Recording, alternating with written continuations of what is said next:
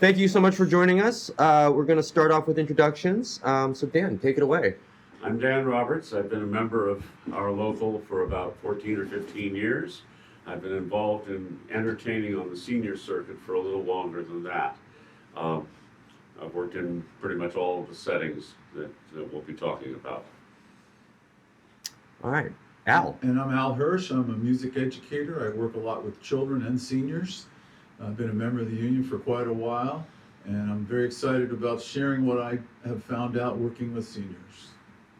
And joining us digitally, Monica. Hi, I'm Monica Schley, and I have been a member of the union since 2001. I also served as the office secretary for 11 years, and I'm a certified clinical musician, so I played harp in hospitals and hospice, but I've also played as an entertainer, and I'm a harp teacher. Thank you so much.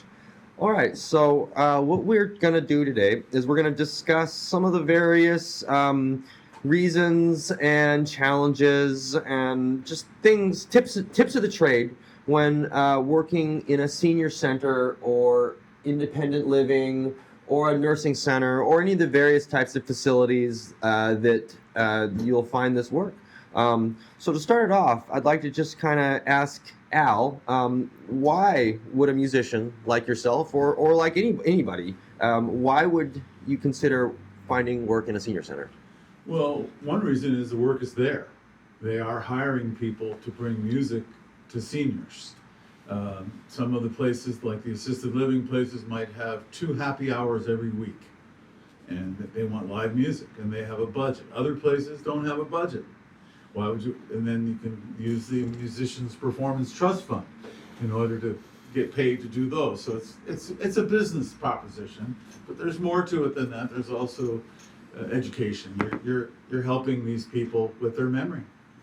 You're bringing their memories alive by playing songs that they know. So, Monica or Dan, if you have anything you'd like to add as we go, please feel free to chime in. Do you have any thoughts on what brought you into the, senior center? Well, I'm a former retired music educator. Also, I've worked as about 14 years teaching elementary music in public and private schools, and that was very enjoyable, but kind of got old after a while. And just actually, it was my mother who suggested that I go to the other end of the age spectrum, and she was right. And I've been, as I said, been doing this for quite a while. I think it's really important work in terms of helping the people deal with their situation, usually in an institutional situation, where in a lot of cases they don't see that many other people other than the staff, and it is a welcome break for them. Monica, anything you'd like to add?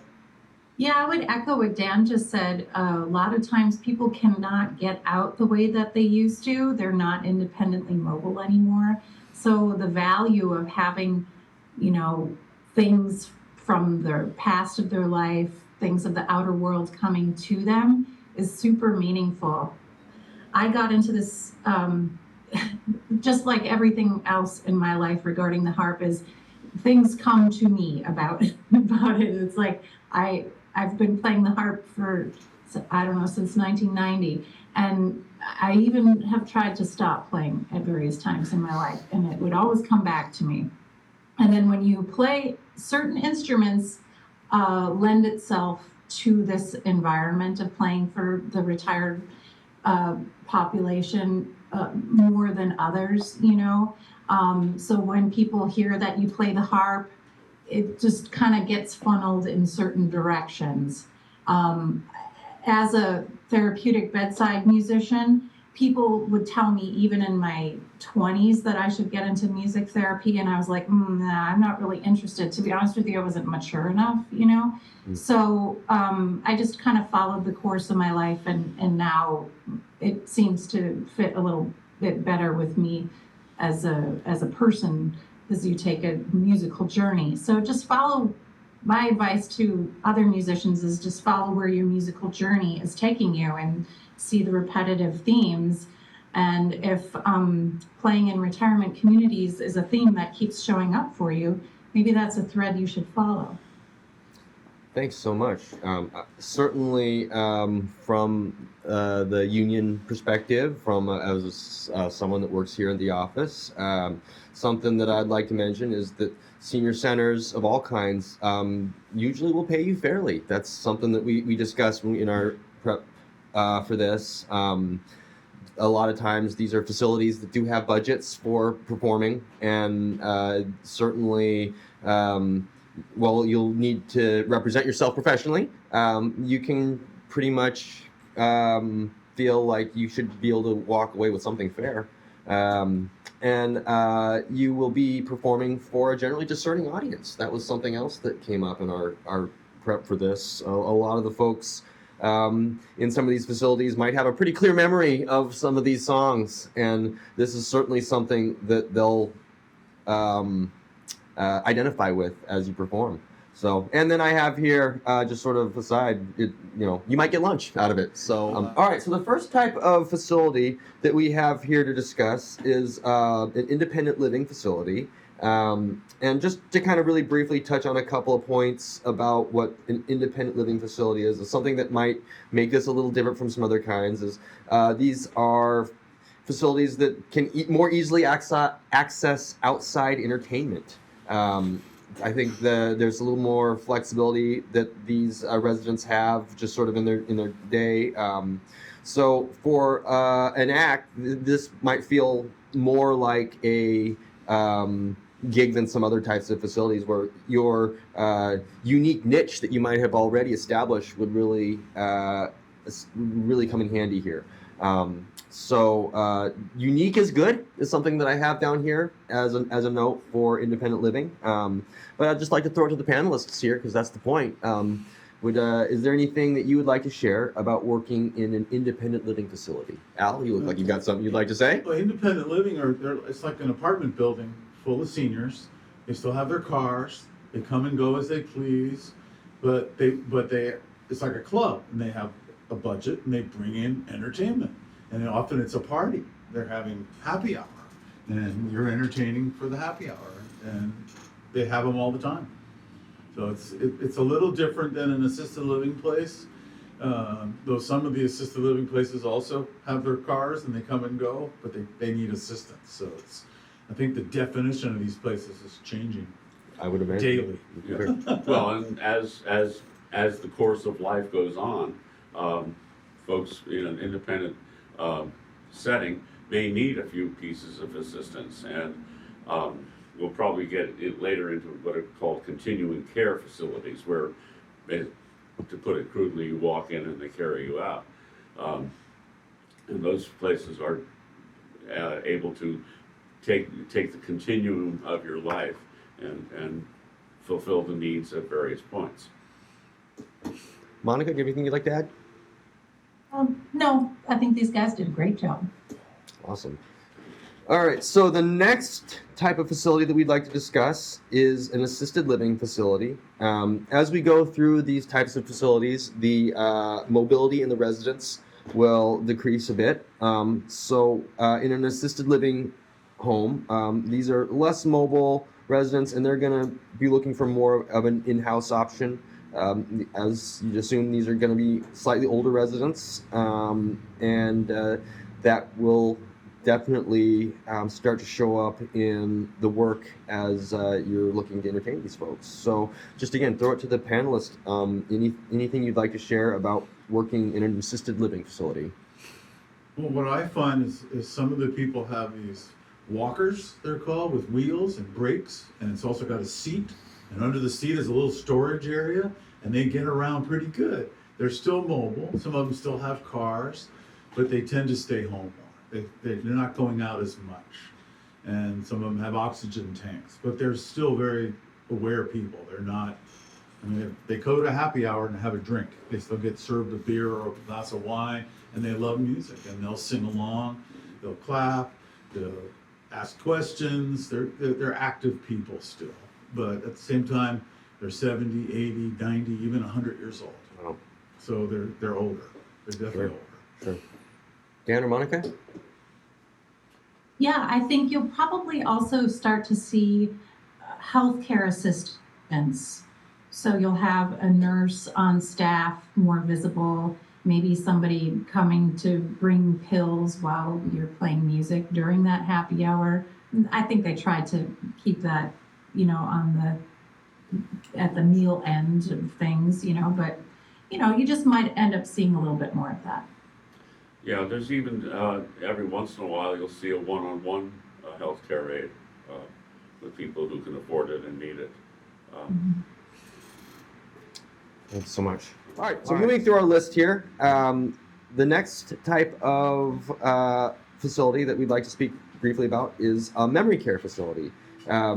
These are a little more uncommon for performers to find themselves in, as we're starting to get into some more some individuals that are going to need a little bit more care.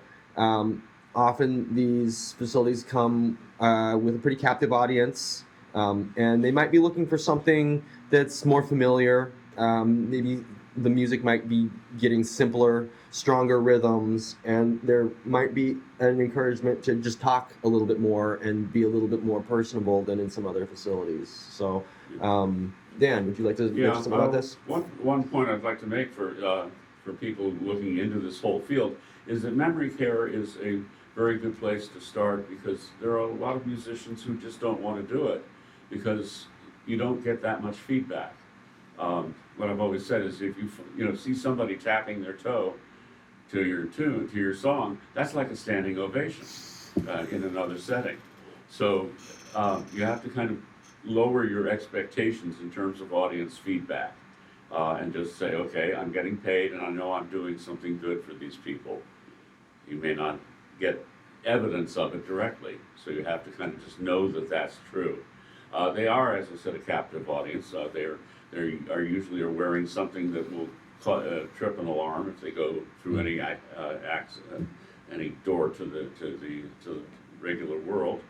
A favorite place down by Pike Place Market, where if somebody goes through the outside door wearing the necklace, the old rock and roll song "The Wanderer" goes on. They call me the Wanderer. They call me the Wanderer.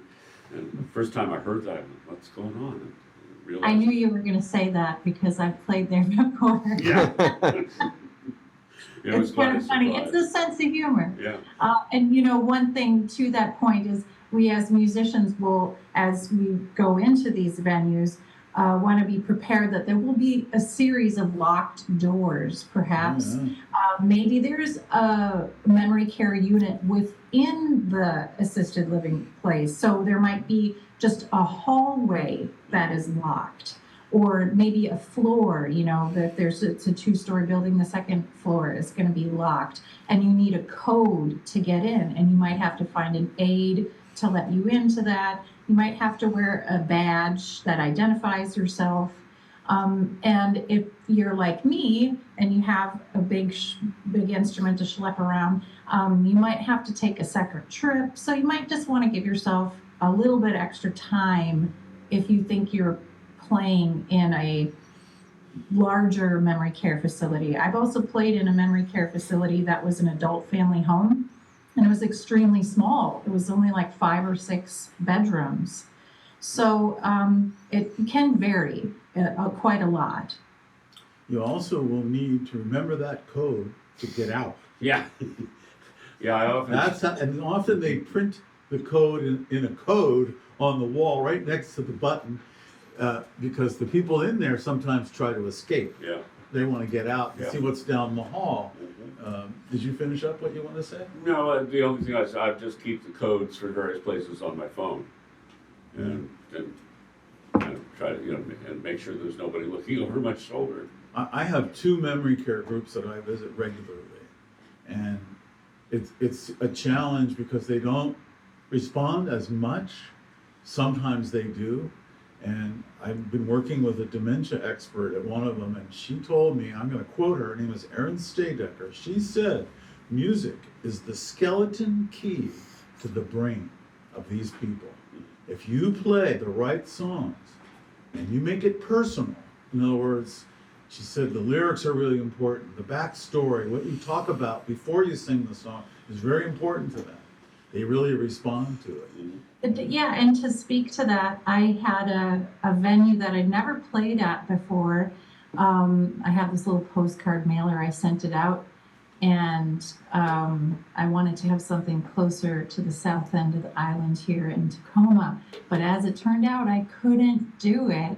And so I gave the gig to a student of mine, and he was just telling me how he's never played a harp gig before, by the way. But he has a musical background. He's in the Seattle Men's Chorus and all this. But they loved him. They loved him so much. So this is also to say that you do not have to be of a high caliber level of professionalism to always play in this type of music. You have to, it's a lot about demeanor and mental preparation and just having the right repertoire, because he went in there and said, hey, they love me and they want me back, just like you just said. And they want him back. And I'm like, do it. That's great. That's perfect. It means you made them happy. And they started to talk back and forth. Now, this was not a memory care. This was assisted living, I believe, and retirement community. But sometimes these performances, it's like a little bit of both. Sometimes they sit down, and maybe we'll talk a little bit more about this in your other questions, Nate. But they sat up like it's a performance, right? And so it's a combination of entertainment and therapy at a certain point. And they wanted to engage and ask questions. So I might be meandering all over the place. No, that was great. The key word there, engaged. That's what you are doing. That's Yeah. great. You engage them by telling them a little story about yourself, about the song, whatever it is. You're the visitor. You're coming to visit them, and you're cool. You play instrument. It's like, how many people have somebody come to their house and play them an instrument? Yeah. It's edutainment. I love There it. you go. Yeah. So we have one more type of facility, more or less, to kind of discuss here, and that, as we kind of are coming to the end of our little facility journey here, but we do have something that would be considered health centers, and I'm going to also lump in continuing care into those types of facilities. We're starting to get more individuals that need more medical care. I have a note here that says these are going to be the types of people that are really going to be looking for and be grateful for a distraction from their ailments. And obviously with continuing care, this is where this may be the last stop on the journey, and not to put it to put it bluntly, but you may not be exiting this on your own. Well, So sometimes they're called nursing centers please. too. The people are in wheelchairs, almost, or in a rolling bed. They're not mobile anymore. They're on medication. They have drips, hospital drips. There's nurses there. It's different. They can still talk. They can still clap and let you know they're enjoying it. But it's definitely for you as a performer, your visual experience is very different. that's a great way to put it. And your performing experience and your environment is very different. I remember early on when I started doing this, first time I was playing at this one nursing home, and I was about 3 or 4 songs in, and they wheeled in this woman who was in a gurney. I mean, basically in a rolling bed, and they rolled her right up, like about 5 or 6 feet away from me, and she was in really bad shape. She was breathing like this, and it went through my mind, this lady's gonna die while I'm playing, and I was a little shaken, but then I realized, hey, if she's on her way out, I want to send her out with the best music I can, and it was actually an inspiration. Well, at first it wasn't. I mean, I was really kind of freaked out, but you'll run into all kinds of situations in the health centers. Among other things, they don't always smell the nicest. Just be ready for that. And again, like the memory care, you may not get as much feedback from the audience as you would in assisted living or independent living. Because these folks just, they're part of what their experience is what's going on inside them. And so you have to work a little extra hard to get to reach them. I think that's some wise advice. I have a note here to be prepared for possible surprises. Yes, that was the surprise. That's why why we had that in the. So I wanted to tell that story. And sometimes they get rushed out of the room. The beeper goes off or whatever. Right. Something I have I just wanted to say I did experience playing in places like this quite a bit when I was working with the local hospice organization, which I did for 5 years before COVID ended that. And sometimes people are alone. They're all alone. And so one of my things is I was there to play one-on-one for a person as a certified clinical musician working for this hospice group.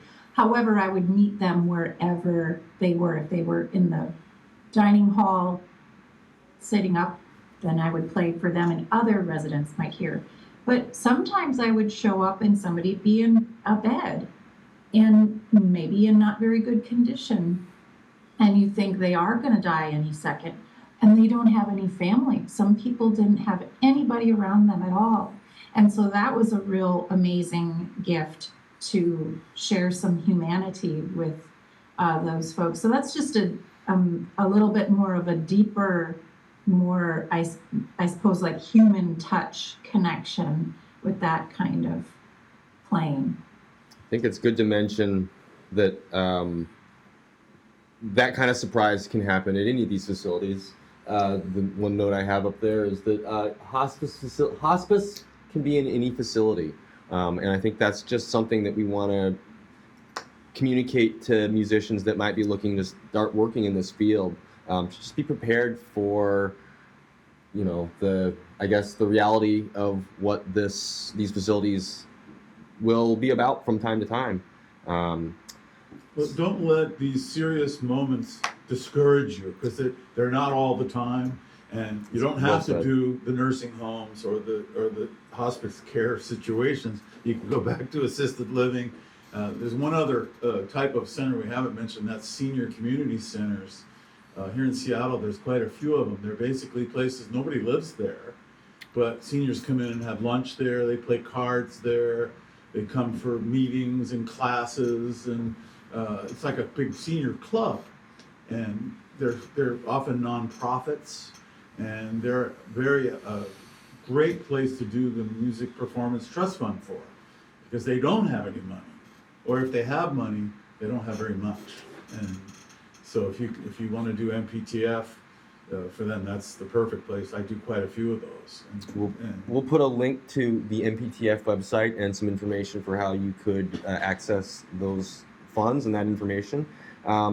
Okay, so we're going to take a little turn here away from just discussing about the types of facilities, and we're going to actually get into a little bit more of the nitty-gritty of doing the work. So I think this is going to be some of the more lively and fun part of the discussion. So first of all, let's just talk about, these are the types of facilities that are going to come with activity and marketing directors and programming directors, and they'll have staff and resources to put some of these events on. So just to throw this out to all the panelists, is there anything that you'd like to mention about contacting and working with these types of employees? Well, the best of the activities directors are the ones you can't get in touch with very easily because they're so busy doing their jobs.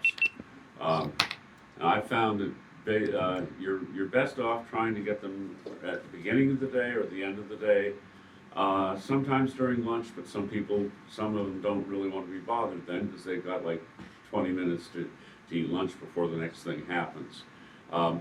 So you may need to be fairly persistent. You can start with an email, but a phone call, once you can make phone contact, you'll have a lot better chance.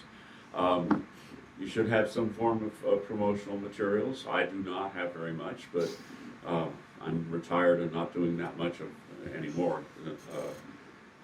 than I used to. So if you have a website that has video links, particularly with if you can with a senior audience, so that activities director can see you doing what you want to do for them.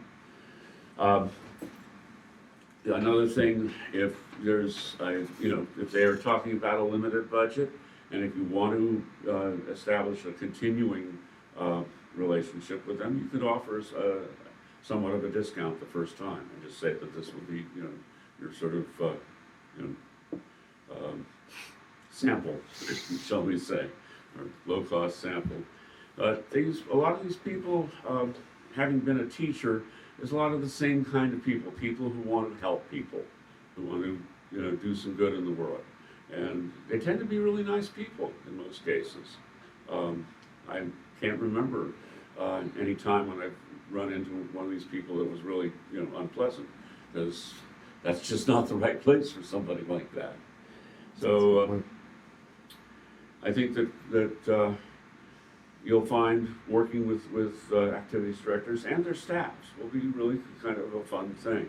And in the best of the places, the staff will be there, there'll be at least an assistant there with the people. If you're lucky, they will be the type that really work on getting the residents engaged. The one dementia facility that I play these days, there's always an assistant there who's kind of drawing the residents out.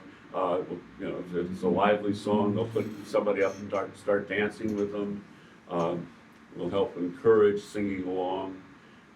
And these people are, you're part of their team for at that point. Okay.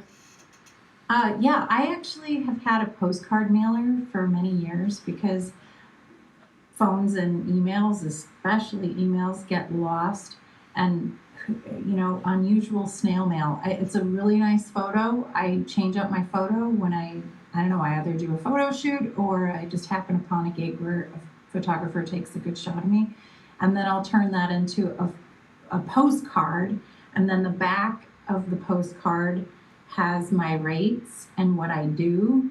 I also play a lot of weddings, and so I'll kind of put that on there. But I do have a separate therapy postcard it's not for mailing, but it states what I do. Mm-hmm. So I do have separate clients that I work with in the healthcare world.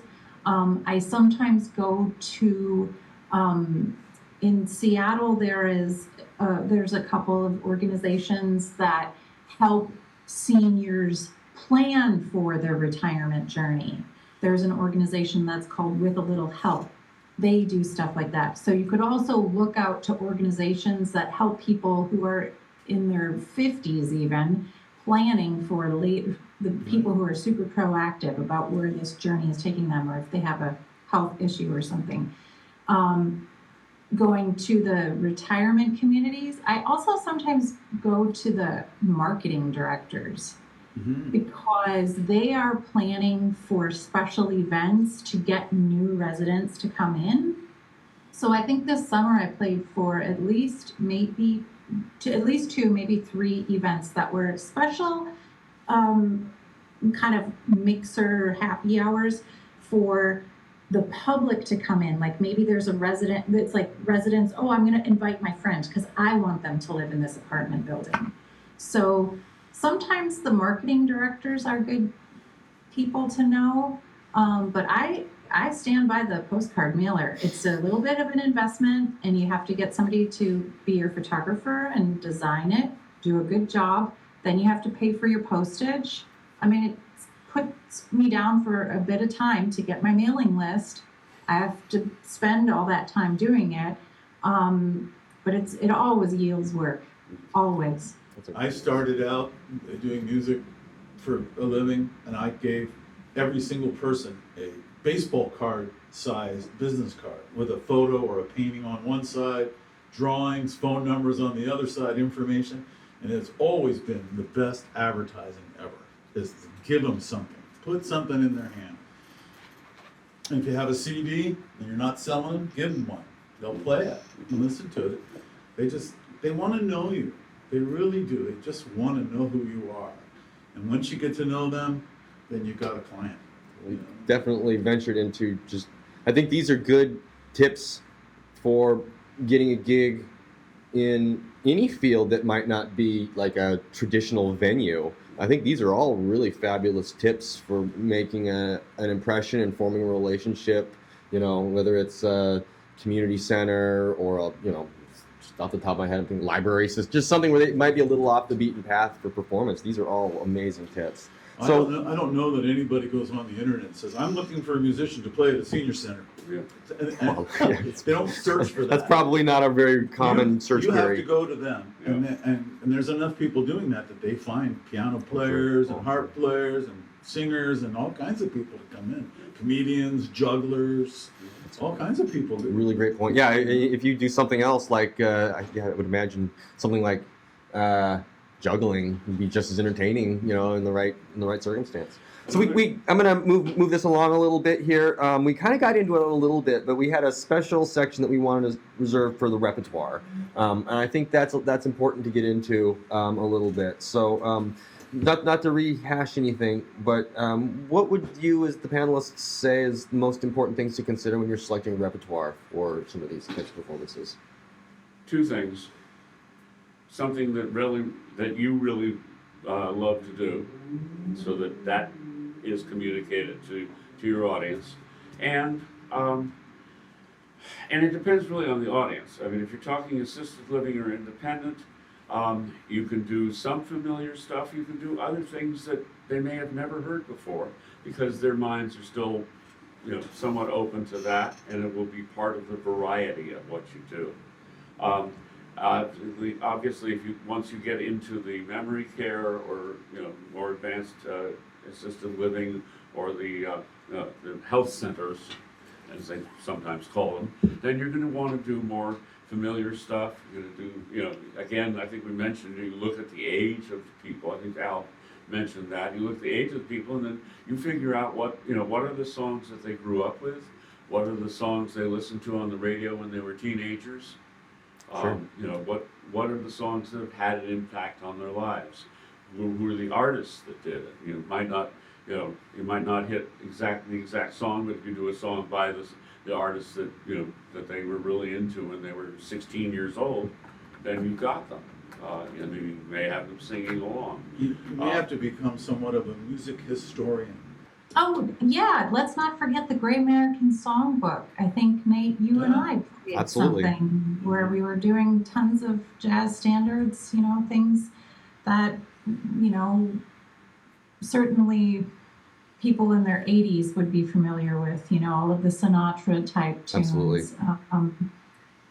The jazz standards. I can get away with playing classical. Sometimes people really want that. A lot of people also think of Celtic music when they think of the harp, especially around St. Patrick's Day.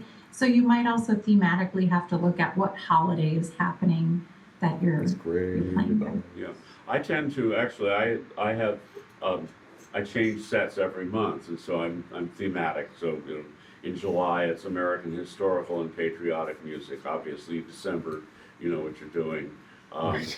In April, it's somewhat foolishness with a little bit of Earth Day thrown in. They like themes. And Veterans Day. Mm-hmm. Yeah. And that kind of stuff. They like all that Yeah. stuff. I just call it Veterans Month because I tell them, if you're a veteran, you deserve more than one day. Hey, You that's deserve great. a whole month at least. I can mention one artist's name, and that's all I have to say. Judy Garland. I think we've all used that book once or twice. Mm-hmm. I mean, she did all those songs, all the jazz, all the popular stuff. She did everything. Somewhere Over the Rainbow, everybody knows that song. Yeah, I had the experience of I played that just solo on the mandolin, and had the experience of many times of people just singing along, and the looks on their faces were just so full of love and nostalgia that you can't go wrong playing that song one way or another. It's sort of universal. They like novelty songs too, because those are the ones that everybody sang along with at parties. Sure. They like cowboy stuff. And think of all the movies that came out in the 50s and 60s, and so all the cowboy things, they all had those theme songs, and they all used American folk songs, and then you have Pete Seeger, and I mean, it's just they remember all that stuff. So when you're doing your choice of repertoire, think of yourself as a person who's going to remind them of a song they used to love, because it's not in their conscious memory. You're waiting for you to introduce it. Oh, now here's a song, show tunes from plays and musicals, those kind of things. A little reminder, bingo, they'll remember. So it's Okay, so wrapping it up here, we're going to get into a little bit more of the nitty gritty, as I'm sure folks are a little curious about. So our last two large topics that we have are going to be scheduling and the ever important payment portion here. So just to start off with scheduling, what are a couple of things to consider when you're reaching out to some of these places? Well, there's basically two main times for entertainment at the residential facilities, and that would be basically from 10 to noon and from about 2 to 4 or 4:30. Don't expect to get anything during siesta time. And don't expect, there are a few of the independent living places that will sometimes do evenings, but what they consider evening is pretty early. seems to be 3 or 4 o'clock on Fridays is the most popular time. Yep. Friday happy hours, 3 or 4 o'clock. Sometimes they do them on Mondays, and occasionally they'll do them on a Sunday, but they'll do it at 1 o'clock on a Sunday. Yeah, they try to avoid weekends because if there is family visiting, that's when that's usually going to happen. That might work out very well with musicians' weekend gigs to kind Exactly. of And offset they that. also book holidays. They'll have you come in on the actual Christmas Day or New Year's Day, because sometimes in these places they don't have any family, and you become it. Mm-hmm. You're the event for the day. So. Anything you'd like to add to that, Monica? I'm going to talk to the point of the clinical musician who might be hired by another organization. So it is recommended that if you want to get into playing bedside therapy, that you have a certification in order to do that. And so you should look up NSBTM, National Standards Board of Therapeutic Musicians. NSBTM.org has about, I can't remember if it's 3, 4, or 5 organizations under that umbrella, which will certify you to play bedside music. And I worked with a hospice organization, as I said earlier. You're given private information. You have to use a secure medical communication program. You are in touch with scheduling with your MSWs, your Masters of Social Work, your RNs, and you might work in conjunction with other health visitors. So I might, if a person, has a lot of duress, I might want to be there at the same time as the social worker. So those are mostly daytime things, and scheduling was often done by me with the healthcare facility by saying I was available, and then they would let me know what this patient client needed. So these guys kind of covered the entertainment side of things, so I just wanted to throw out another option for musicianship if you're in that realm. Thanks, Monica. As to scheduling, once you're in, once you've developed a client, they'll often book 6 months out. They'll give you 6 gigs, once each month. And some people do that, some people do it 3 months out. Some of them will do a whole year. Yeah, right. And so that once you're in, you can get some pretty steady work. Sometimes somebody will cancel and they'll give you a last minute call. Can you come on Friday? And that because somebody got sick or somebody couldn't make it. So other than that, the scheduling's pretty simple. Some people book pretty far out. So when you're contacting them and they say, well, we're all booked up because there's nothing available right now because they already did it, but it's keep trying. Then ask them when they start booking the next year. Yeah. Cool. Thanks so much. Okay, so the last topic, the one that everybody's favorite, is just payment. Couple of things that is pretty common in working outside of the performing industry as a rule. There's more common to be for a purchaser or an entertainment director, whatever the title is, to expect an invoice. Certainly contracts are not going to be something that are going to be as intimidating of a conversation to have as it might be in some other spots. So is there anything that, just to wrap it up here, that you would like to add about making sure that you handle the payment correctly? Well, a couple things in terms of logistics. I always call or email 2 to 3 days before the gig to confirm it. I learned to do that early on when I showed up for a gig and they said, "Oh, we forgot. We're doing something else now." And so that is a good practice. You can talk to the activities director and find out what they want in terms of invoice. Some people don't take an invoice; they do their own. Some people want it the day of the performance. Some people say, if you send it a month before, we'll have the check for you, when you're there. So that's a conversation you should have once you've established the relationship. It's very important to have an invoice number on your invoice. Mm-hmm. Good tip. You can use the date, or you can use whatever you want, but if there's no invoice number, there's these accountants, and they don't see the invoice number, they send it back. That is Sorry, there's no invoice number. That sounds like a tip from experience. It's happened a couple of times. But having a good invoice that you can just send, and just fill out the information and send it again. I use PDF files, I email them, and sometimes the corporations will want a second copy to go somewhere else. So you send one to the activity director and one to the corporate office that's actually going to write you the check. And it may not come for a month. You may not get paid for a whole month. Good. That's a great point. That's a great point. I'm going to try your sending them a month in advance. I do. That's a great. Talk to them and find out whether that works. It's a great point to be aware of what the company you're working for, what their payment and accounting timeline is, so you're not left with any surprises. Monica, do you have anything you'd like to add to this? Yeah, I lately don't get paid until after the gig. I don't usually have a check when I get there, but I do invoice just as soon as they tell me I have the job. I have a simple one-page thing and has a picture of my harp. Thanks for hiring live harp music. I will be at this who, what, when, where time. This is how much it costs. Here's my W-9. So I have 2 things I send. And then I'll get a check like 2 weeks later in the mail, and I always say, thank you, I received your money, so that they know you are grateful and that they know you received the money, because sometimes there are problems.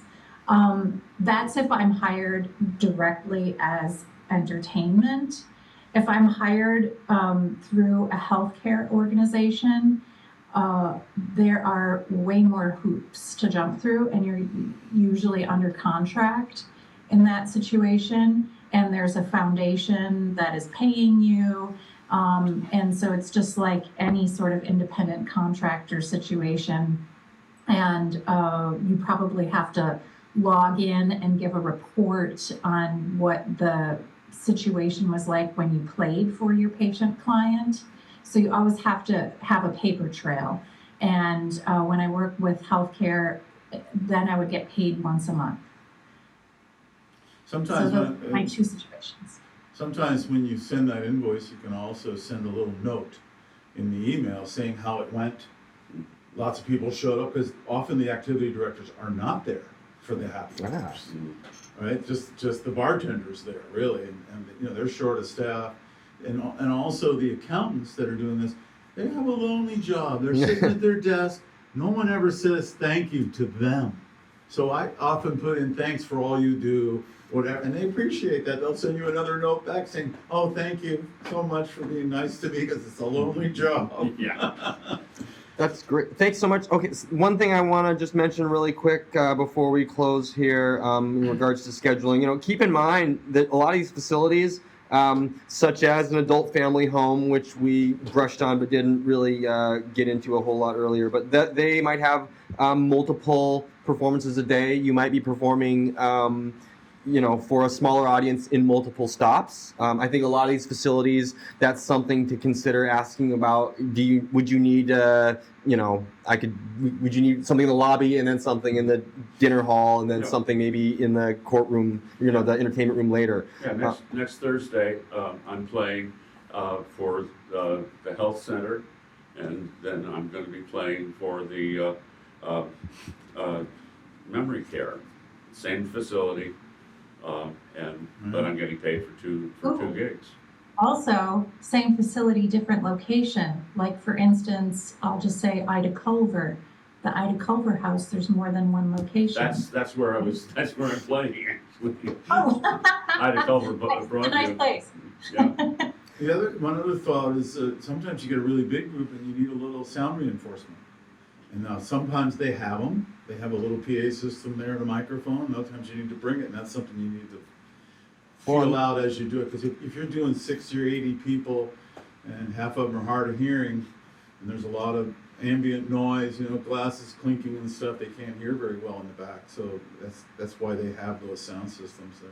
Well, on that note, I think I'll just sort of segue into just kind of closing up here. But specific to the point of a sound system, that's one of the resources that if you're in Seattle or the general Puget Sound area, the Musicians Union here would love to help you out with any of those equipment needs. We have a small but sturdy PA system that we can loan out to members or just members of the community at large that might be looking to do some work in the senior center world. Certainly, if you need any advice or help with contracts or invoicing, our staff is available and be thrilled to help you put something like that together. And I'm sure if you would like to reach out to any of these panelists, I'm sure we could set up an email exchange where if you had a couple of simple questions, they'd be more than happy to answer them for you. So thank you so much for viewing our Senior Center workshop.